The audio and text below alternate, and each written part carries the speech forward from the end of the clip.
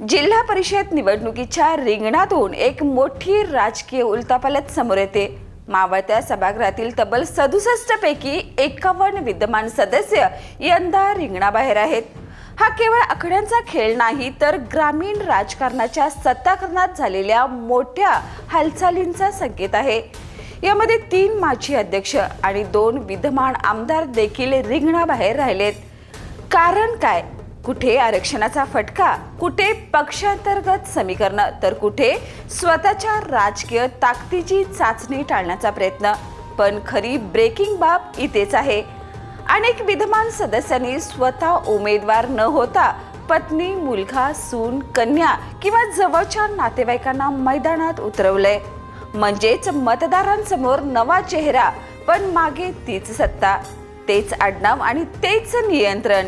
आरक्षण हे कारण पुढे केलं जात असलं तरी सत्तेची दोरी घरातून बाहेर जाऊ नये याची काळजी घेतल्याचं इथं स्पष्ट दिसून येते। हा बदल आहे की केवळ राजकीय मुखवट्यांची अदलाबदल?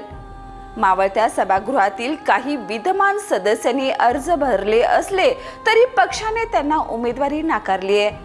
आता हे सदस्य रिंगणात टिकणार की माघार घेणार याचा फैसला 27 तारखेला अर्ज माघारीच्या अखेरच्या दिवशी होणार आहे।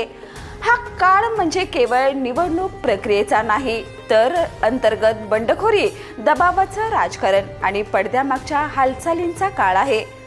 67 पैकी केवळ 16 विद्यमान सदस्य पुन्हा नशीब आजमावत आहेत। उर्वरित 51 जण बाहेर। याचा अर्थ स्पष्ट आहे की जिल्हा परिषदेच्या सत्ताकरणात मोठा बदल घडतोय।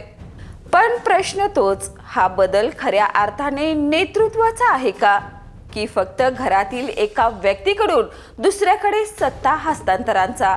दरम्यान 2 सदस्यांच्या निधनामुळे काही मतदारसंघात सहानुभूतीचं राजकारण, तर काही ठिकाणी नव्या नेतृत्वाला संधी मिळताना दिसतेय।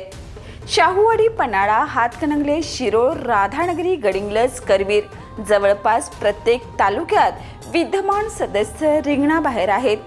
ही बाब दाखवते की हा बदल एखाद्या भागापुरता मर्यादित नसून संपूर्ण जिल्ह्यात राजकीय अस्वस्थता पसरली आहे।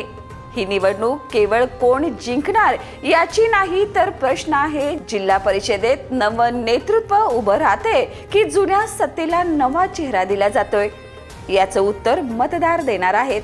तोपर्यंत ही निवडणूक म्हणजे ग्रामीण राजकारणात सुरू असलेल्या मोठ्या बदलाची ब्रेकिंग झलक। या आणि अशाच ताज्या अपडेटसाठी पाहत रहा तारा न्यूज।